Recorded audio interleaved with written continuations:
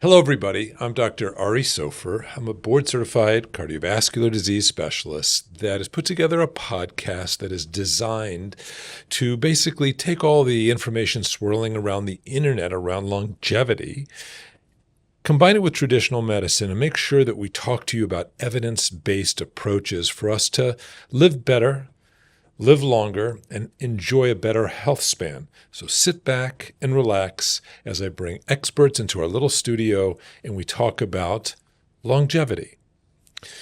So today we have my favorite expert, Dr. Safa Maklad, who in full disclosure is also my personal longevity physician in general, as she is trained excellently through family practice, a bit at Yale, a lot of board certifications, and in the end, really understands the combination of both longevity medicine, so medicine 3.0, as some have called it, and the traditional evidence-based medicine that has got years and years of randomized clinical trials around everything, and combines the two for optimizing everyone's health span on a personalized way. So welcome, Safa. Thank you for having me again. Great to see you as always. So we were talking a little bit before, and you had mentioned to me some very interesting developments over the last few days around the GLP-1 space. So tell me what you heard. So Eli Lilly just came out with their oral GLP-1. So it's a little different than the other peptides because, semaglutide is available orally.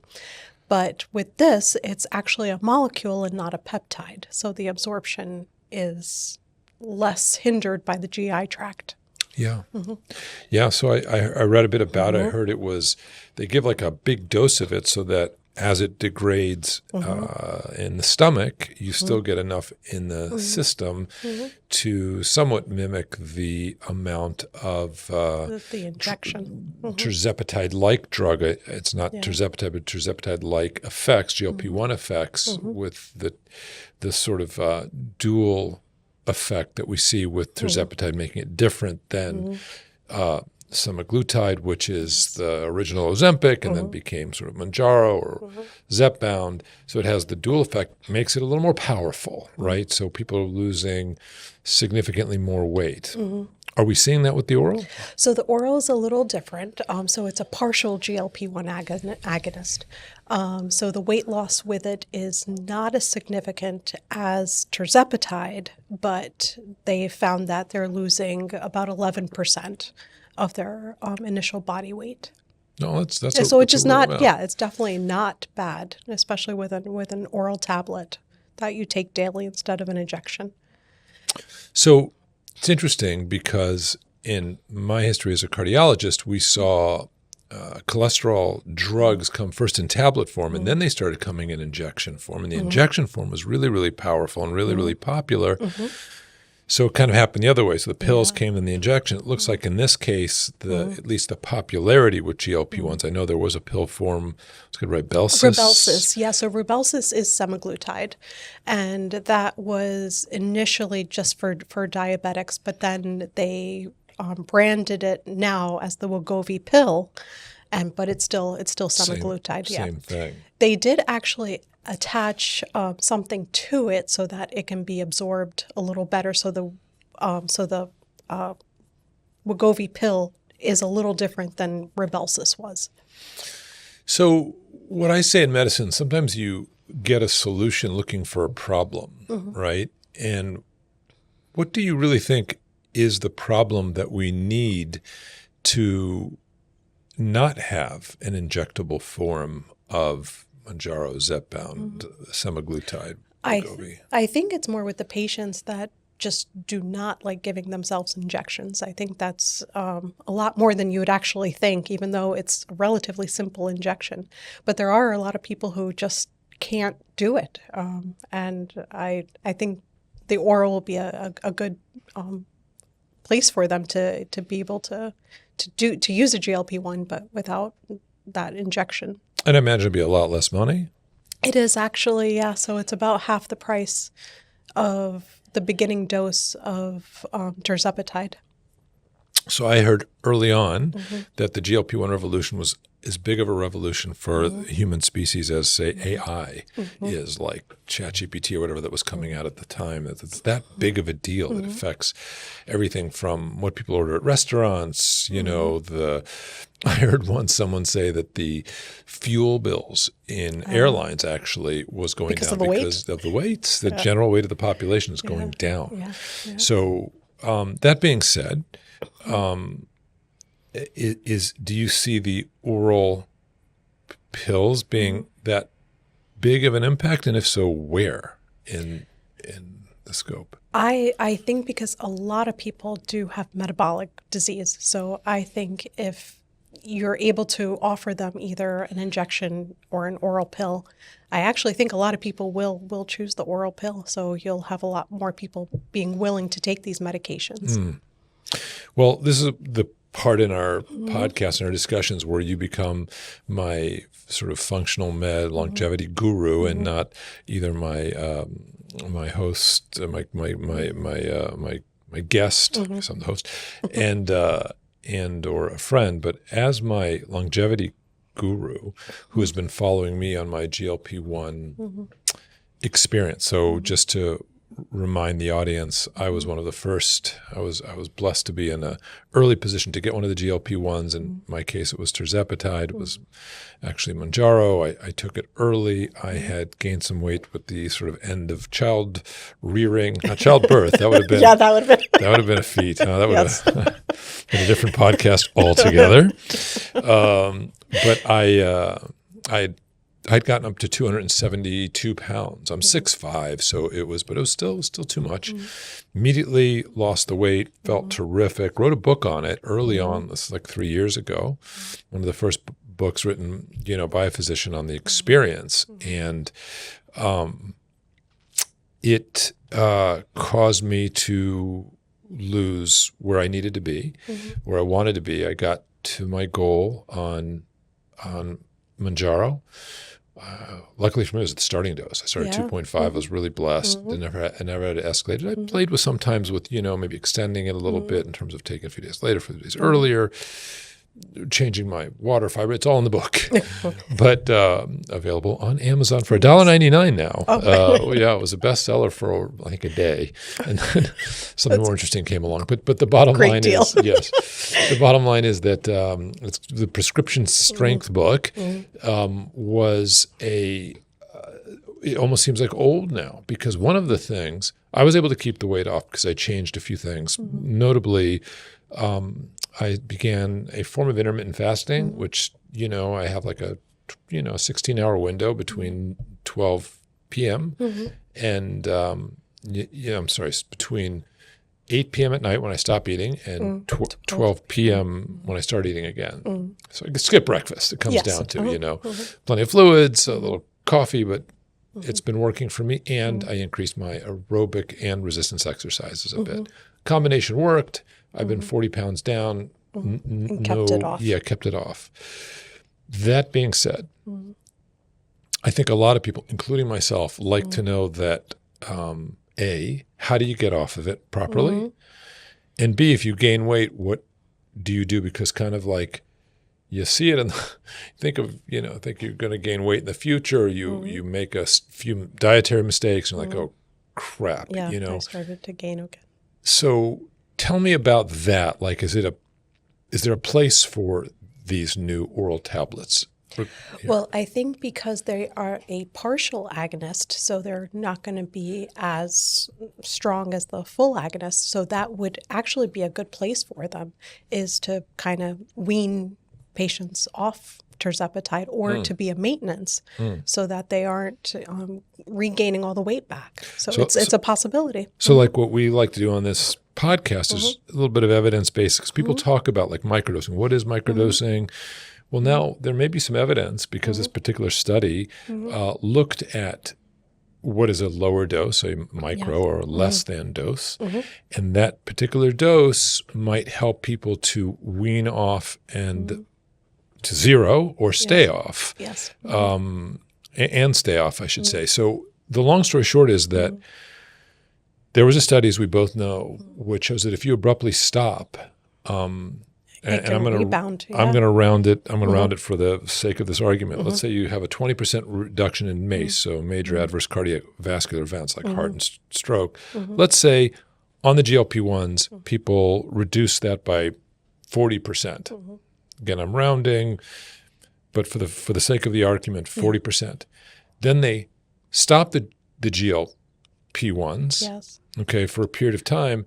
They found that during that abrupt cessation period, that the MACE, the major adverse cardiovascular events, hearts and strokes and heart attacks, maybe having one right now, strokes and heart attacks started to increase to the point that it exceeded even the reduction that you got. Yes. So there's irrespective of weight. Irrespective of weight. So it had nothing to do with you gaining the weight back. It has to do with, like, maybe it's the anti-inflammatory effects. We're not really sure, but for whatever reason, we need to protect people during that wean-off period. I was one of them.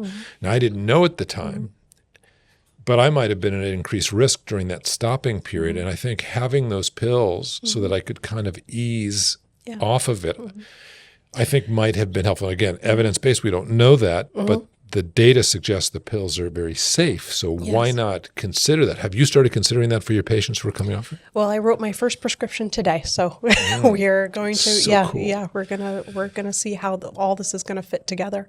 And that's the most important thing, is that you actually take these things into consideration. Like, you're watching their labs, so you don't say, "Oh, I'll see you back in a year," and we'll see what happens. So I think watching their labs is incredibly important. So then you can make these decisions. Do you know how cool that is when you think about it? Like, we're at the edge of science, the edge of medicine. You wrote one of your first prescriptions for a drug that was released on the weekend. And we're talking about how that might work best. I mean, you're not experimenting. It is, FDA approved. It has gone through all the rigors.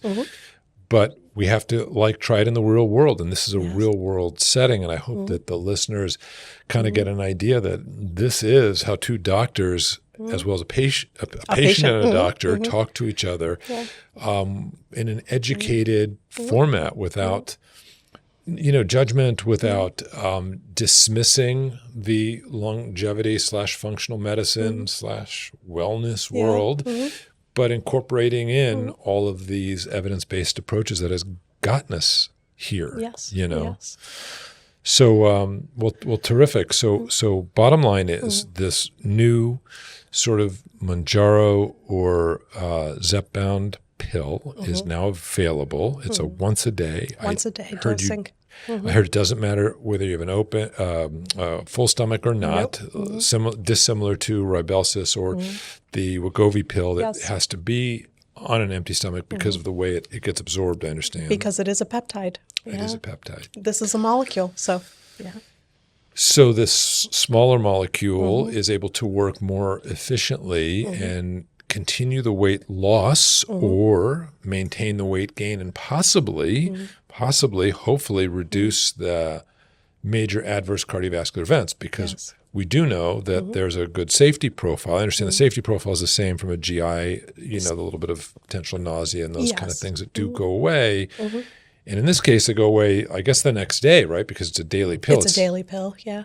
And again, with the same thing with tirzepatide, how you kind of increase the dose slowly, that you do the same thing with Foundayo, is that there's a starting dose and then you slowly increase monthly. And let's say someone felt not well, it comes out of the system pretty quickly? Pretty quickly, yes. Yeah, so you can skip a day and then...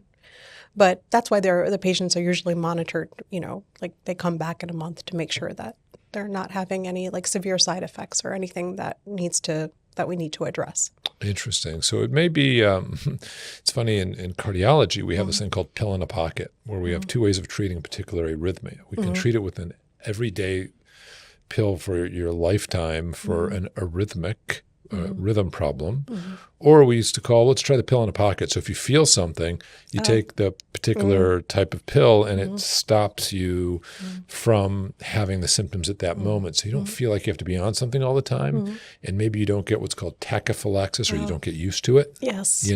So you take it periodically. things that you really can't do with an injectable that's constantly kind of being absorbed. It's so cool with the injectable, by the way, having now back to my patient hat. Yeah. Like when I take the injectable, I know what day 1 feels like. I know what day 6 feels like. I know, like I had to change it where we used to have, when kids were young, we'd have like a big, Friday night dinner. And if I can't take your injection that day. Right. So I had to change my days around. At first I was taking it on the wrong day, got to the right day that worked for me. Yes. And that is different in every family. Some people, have a bigger dinner on one day or the other day and the effects change. So with the pill, I can imagine scenarios where, people have an event and they want to maybe take it periodically for that event. I was listening to something really interesting today. I love, as you know, I like Eric Topol in particular, Dr. Topol, who's I think one of the leading cardiovascular specialists out of the Scripps Institute. And he was the guy who put the Cleveland Clinic on the map and just a great scientist. So, there's a discussion with him and someone else, and they were talking about this idea of fasting, and another doctor by the name of Walter Longo out of USC, one of my alma maters, and they talked about this idea of having a short-term fast and how a 5-day fast over a 30-day, by the way, fast mimicking. So, you can eat, you just have to really low carb, high fat, but relatively low calories for 4 or 5 days. That they were showing how a 4 or 5 day, particularly 5-day fast in a month was all that people needed to reset their bodies. They get this, it talks about autophagy and the senescent cells and all these things that like the body kind of gets shocked into, if you will, repairing itself. So that's way off topic here, but what do you know about those kind of? Well, that's the whole idea, is that if the GI tract is not working so hard, then the body can kind of divert resources to other things. So like the autophagy and getting rid of senescent cells and all that. So that is the whole idea behind doing like longer even growing fasts. Stem cells of their own. And yeah, the data is pretty cool. I think this was actually Walter Longo's data, and his crew out of USC gave a talk, I believe it was at Stanford, and talked about this. And I was like, the problem is like, how do you do a 5-day like low calorie fast? Who can do that? So I know that he has a idea of how to do it with some like sort of fat mimicking diet. So fasting mimicking diet. So it's things that your body doesn't really recognize that much as foods, more like soups and low calorie broth, things like that. Personally, couldn't do it. Just have to live less long. I tried it. Except on a GLP-1. And if you only need it for 4 or 5 days, that's another place where the pill could be work. helpful. Yes. Yeah. I actually think with doing a 5-day fast, it's really those first couple of days that are hard. But then after day 2, 3, you kind of just are in a rhythm, and you don't feel as hungry anymore. Yeah, I might be in jail for hangerness. I don't know. I might. Okay. but not on a GLP-1. Like on a GLP-1, you forget to eat. You're like, oh, geez, I'm supposed to eat. Yes, that's the difference. Like I think Oprah called it food noise. I wrote my book calling it food noise years before, and there is something in your brain that just gets turned down like a squelch on a radio, if they even have those anymore, and. On my CB radio. What's he talking about? How old is this guy? That's why I'm on a longevity podcast and not. So in the end, I completely agree with you that the ability to turn down that food noise and allow yourself to fast intermittently may be one of our biggest secrets to recharging ourselves so that our body can divert resources to better handle the immune situation. You start repairing itself. Frankly, dealing with cancer cells that are being turned off and on all the time, atherosclerosis that's being turned inflamed on and off. that was the kind of data that they were seeing, and they showed it both in animals and to some degree in humans. So I'm very taken with some of his work. Certainly almost everything Eric talks about, because when Eric talks about almost anything he says, it's purely evidence-based. If he doesn't have a good trial, it just doesn't exist. Even things he knows that are coming, he'll wait. Where that's not where we are. We want to talk about things that are going to come. We will mention the evidence. We'll grade them, as we've talked about in the past, A through F. So right now, before we give it a formal grade, what do you think the Mounjaro pill or the Zepbound, the GLP-1 pills are going to be? I think they're going to have their place, and I think we're going to find that a lot more patients are going to be willing to use it. So that would be probably an A+. If I'm not giving it because we haven't done our analysis together, but you think it's going to be you think it's a big deal. I do. Well, that's terrific. That's really terrific to know. There are a lot of new injections that are becoming pills. Like we've been working on, I have a research division here, and one of the things we've been working on with some of the major pharmaceutical companies is taking the Repatha, so the PCSK9 inhibitors that are statin alternative, even bigger reductions in LDL, and turning them into pills, but focusing more on Lp(a), which is another marker aside from just your cholesterol. Because we've gotten cholesterol way down, but we still see sometimes patients with heart attacks and strokes. So we know that there's something else, and that one of the things is likely a marker is Lp(a).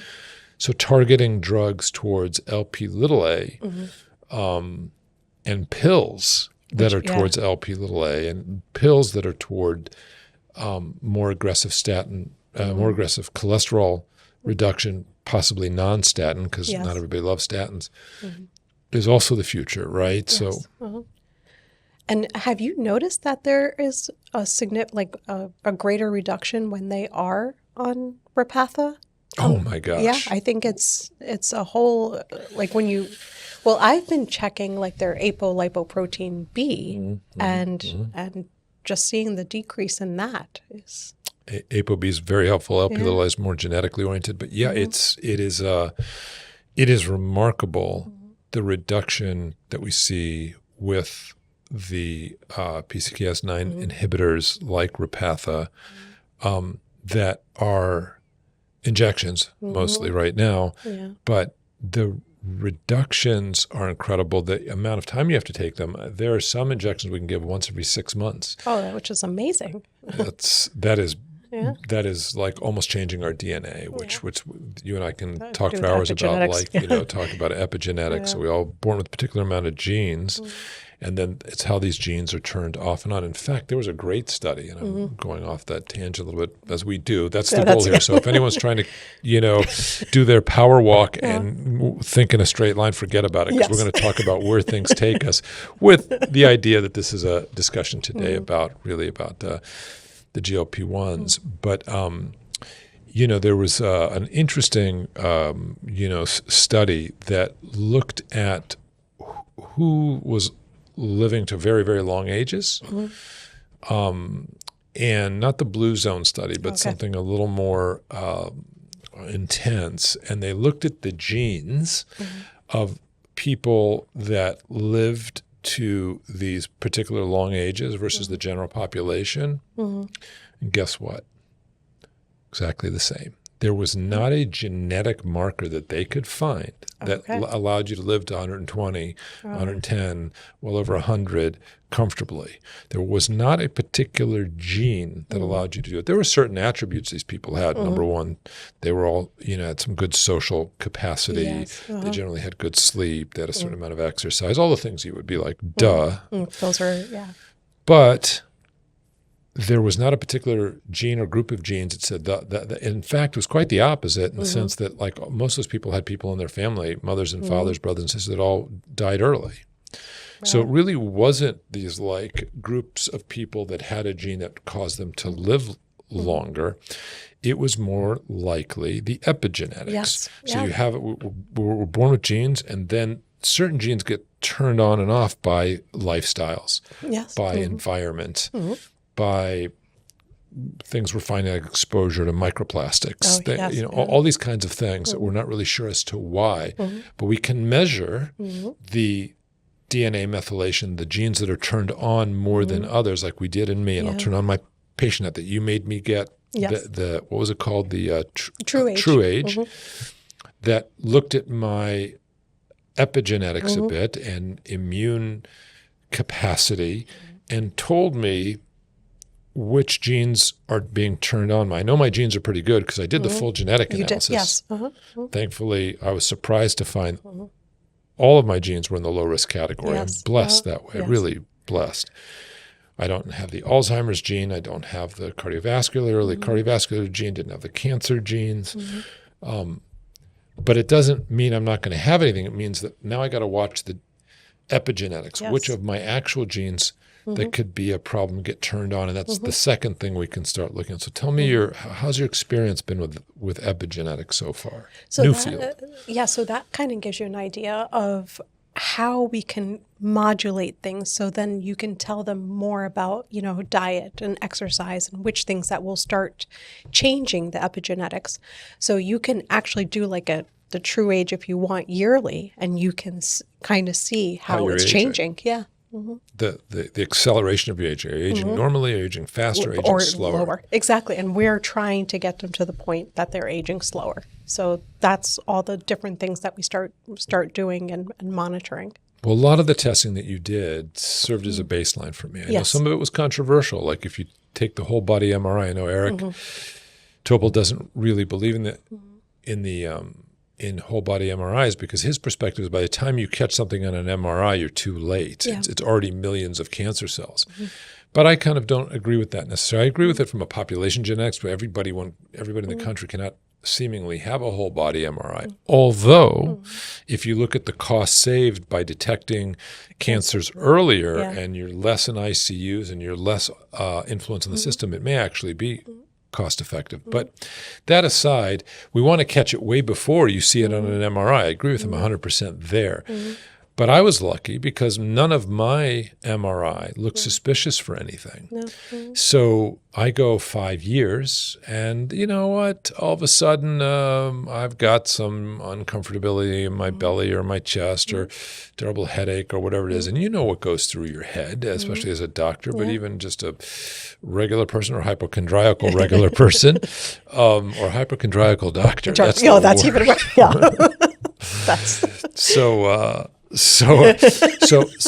in the end, having a baseline and looking against those baseline, whether it's in the whole body MRI or my True Age or my genetics are never going to change, at least not for this. No, that's not going to change. Well, CRISPR, you can come in and adjust those, but likely having those baselines made me feel terrific, particularly when you use some of the blood markers that were out there, like simple ones like vitamin D or my iron levels, my homocysteine levels, that we all found a few of those were low, and you've given me supplements to at least fix those blood markers. And I think they're correct. I think that as we age, our body absorbs differently, even though I'm, still a big guy and still have, still get in the gym a little bit.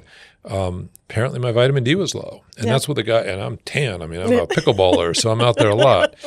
So in the end, were right to give it to me. It took me a while to sort of start doing it, but I am doing it now, and I'm very excited to retake the blood test in a few months and see what's changed, where we are with that. One more very interesting thing that I heard about. So you also got me to do my continuous glucose monitoring, which I think everybody should do, no matter your age, no matter your diabetes potential, because it gives you an idea of how you react to which foods and when. Not only that, but how you react to exercise and when. How you react to waking up from sleep from a sugar perspective. So I loved my How you react to stress. How you react to stress. Sleep schedules, all that stuff. So it was terrific for me. It was $100, I think. So I heard something really cool. You know where they're going with that? So that's just the beginning. That's blood glucose.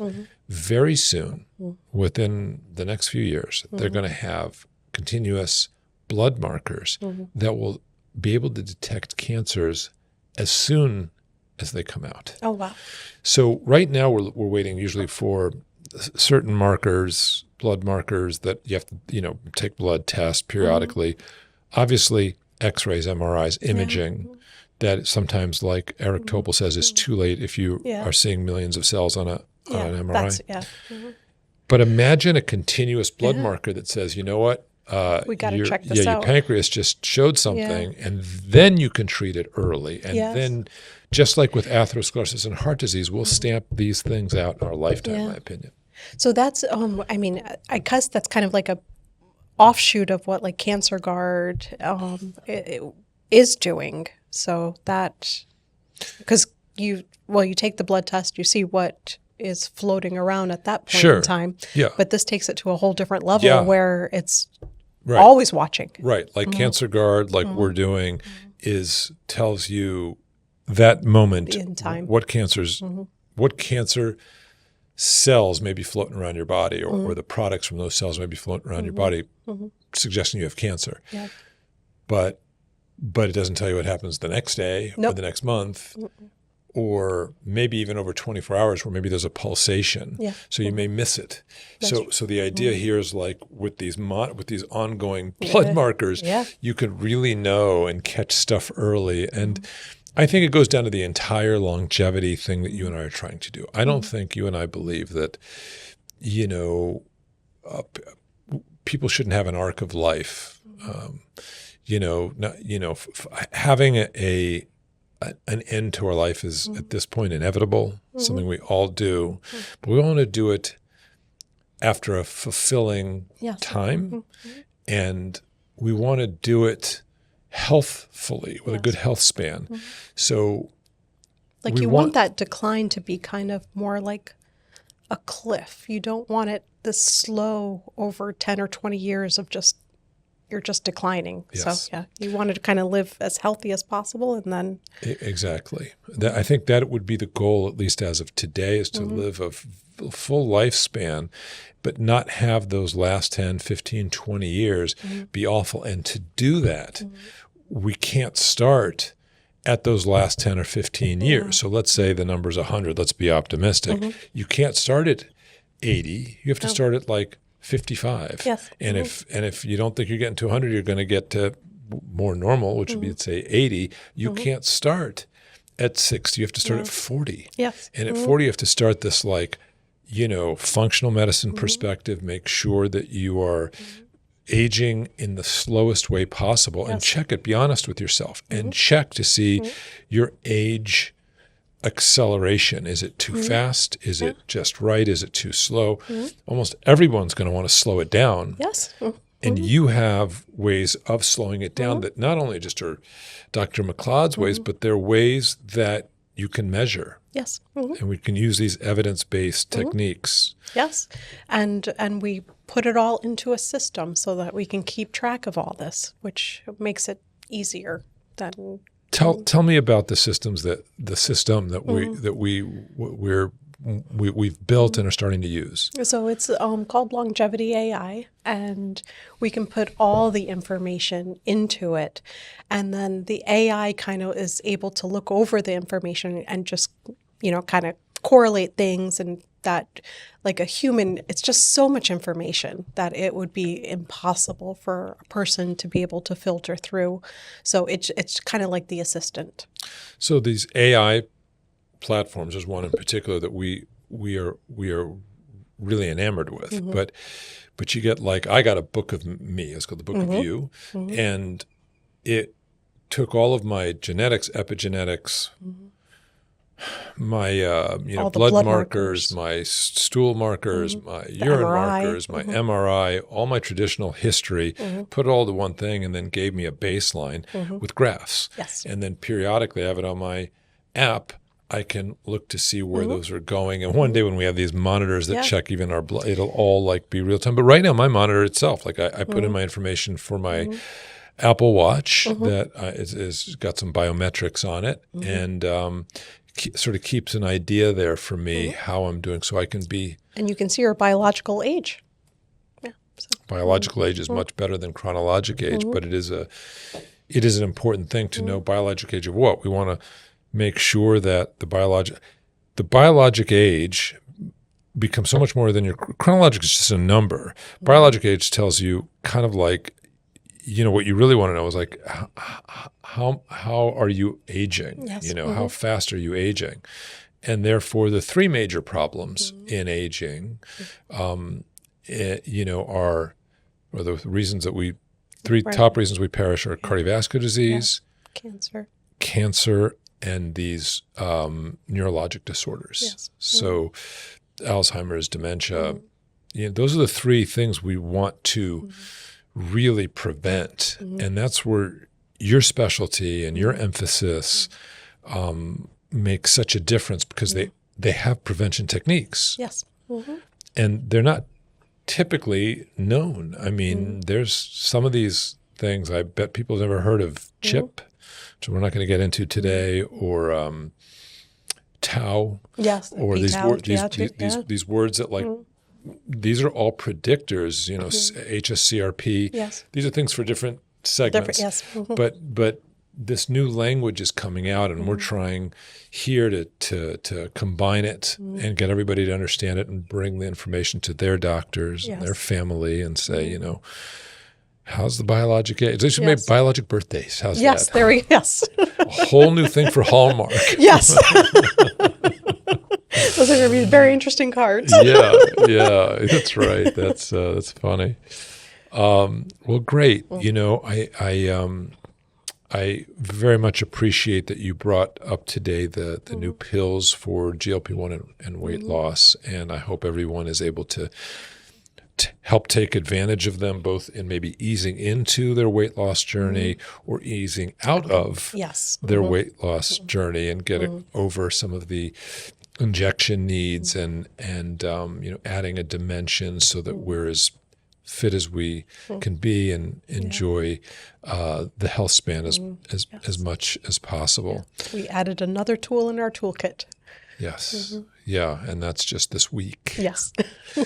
Well, I look forward to talking with you again next week. We have some guests coming up in the next few months from the University of Miami and some others. So it's exciting times, and I hope everybody enjoyed today's segment on the Soffer Longevity Podcast with my special guest and doctor and great friend, Dr. Safa Maklad. And I want everybody to tune in soon for our next fun sort of chat. And remember to subscribe below and tell your family and friends to join us in this sort of informal way of learning more about maximizing your health span. Thank you so much.